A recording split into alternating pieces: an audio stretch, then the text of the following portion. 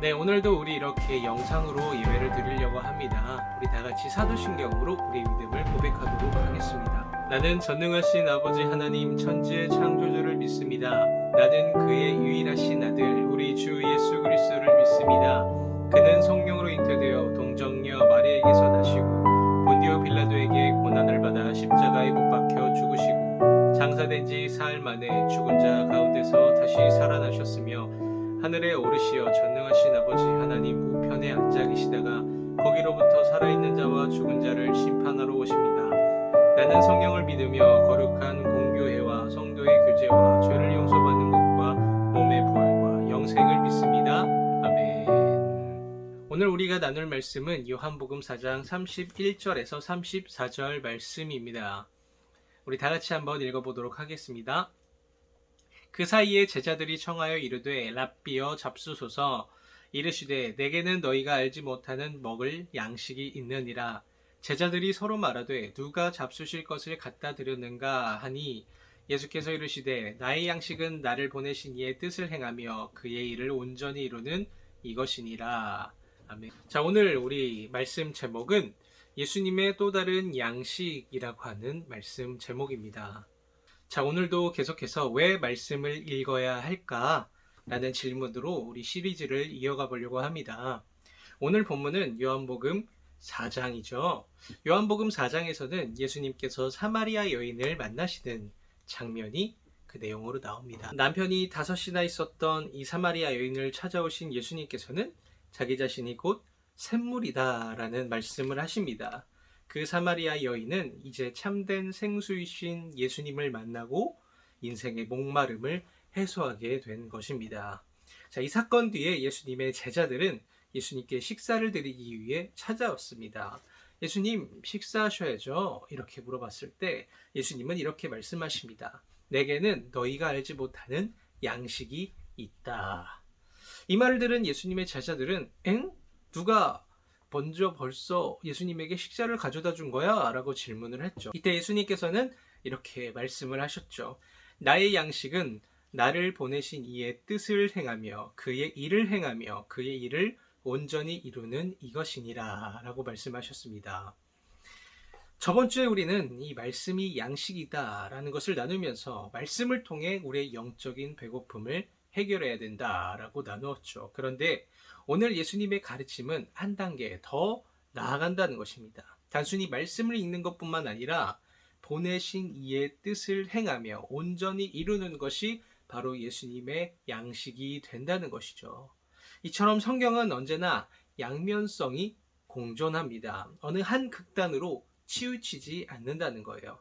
만약에 예수님께서 이 말씀을 하지 않으셨다면 나는 이미 성경 많이 읽어 주일날 교회 가서 설교도 빼먹지 않고 들어 라고 얘기를 하면서 그렇게 신앙생활을 끝내는 경우가 많았겠죠. 하지만 예수님께서는 단순히 말씀을 읽고 듣는 것으로 끝내지 않으셨습니다. 한 걸음 더 나아가신 것이죠. 바로 행하는 것으로 나아가셨다는 것입니다. 나의 양식은 나를 보내신 이의 뜻을 행하며 그의 일을 온전히 이루는 것이니라 라고 말씀하셨죠. 이 말씀은 지금 잃어버린 자를 찾아 구원하고자 하시는 그 하나님의 뜻을 행하는 맥락에 있는 것이죠. 예수님은 유다 백성들이 천박하게 여겼던 그 사마리아인들을 찾아가셨습니다. 그 중에서도 5번이나 결혼하면서 인생의 갈증을 해결하지 못해 피해서 살아가던 그 한 여인을 찾아내셨고 그 여인을 만나주셨습니다. 그 여인에게 참된 생수이신 자기 자신을 주셨고 그 여인은 이제 물동이를 내던지고 마을로 들어가 동네 사람들을 다 예수님께로 이끄는 역할을 하게 되었죠. 이처럼 예수님은 하나님의 뜻을 알았고 보냄받은 이유를 알았고 아버지의 뜻을 행하였습니다. 이것이 바로 예수님에겐 양식이었다는 것이죠.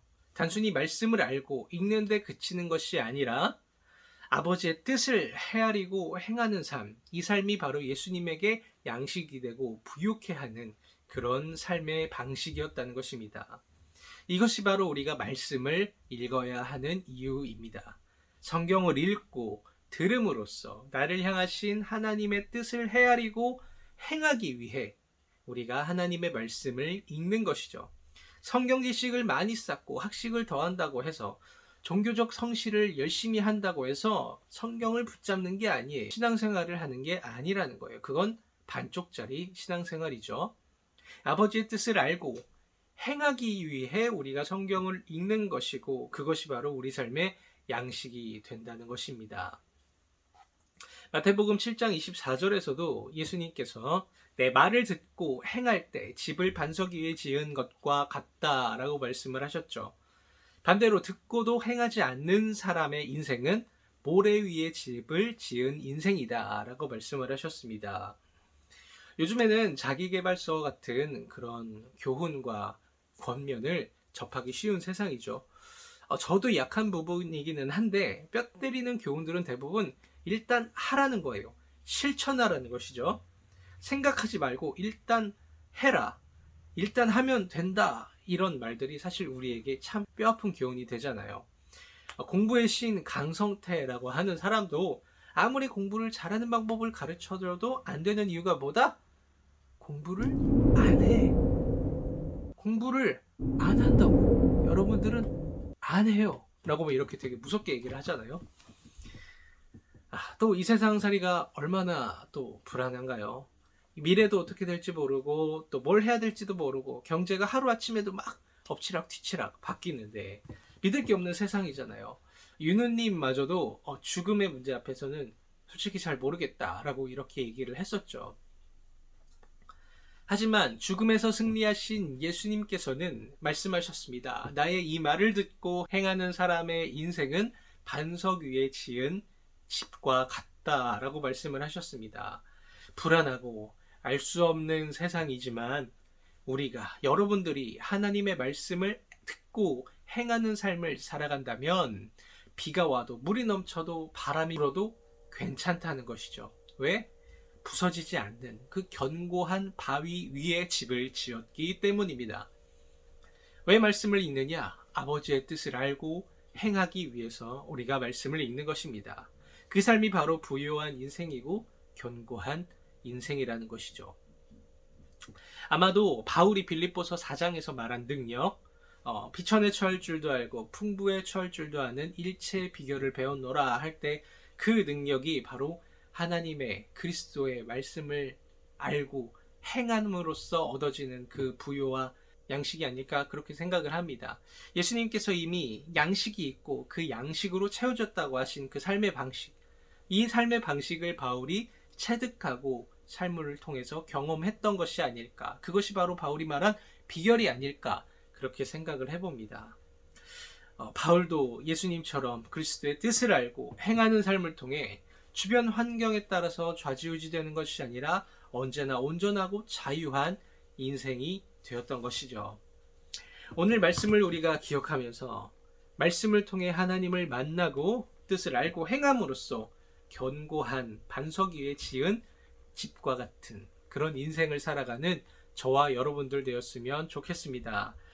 먹방으로 공허를 달래는 인생이 아니라 맛집 탐방으로 만족을 추구하는 인생이 아니라 하나님의 뜻을 통해서 양식을 얻고 하나님의 뜻을 알고 헤아리고 행함으로써 이 세상이 주지 못하는 참된 양식을 경험하는 저와 여러분들 되기를, 그런 한 주간 되기를 주님의 이름으로 축복합니다. 아멘.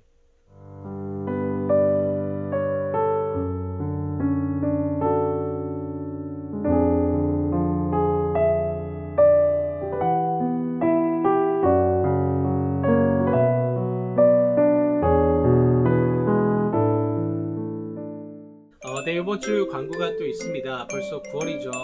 9월 동안에는 저희 추석도 있네요. 다음 주에는 틀린 그림 찾기가 퀴즈로 나갈 거예요. 교회 이곳저곳을 우리가 찍으면서 틀린 그림을 이렇게 비교를 했는데요. 영상을 보면서 시간 내에 체크를 해야 돼요. 여러분 일단 캡처를 해서 동그라미를 치면 되겠죠. 그렇게 정답을 다 체크한 후에 강도사님 개인 톡으로 정답을 보내주면 되겠습니다. 자, 한 주간도 승리하시고, 가을인데 가을 모기가 너무 세요. 가을 모기 꼭 조심하기를 바랍니다. 한 주간도 주님과 동행하는 여러분들 되기를 주님의 이름으로 축복합니다.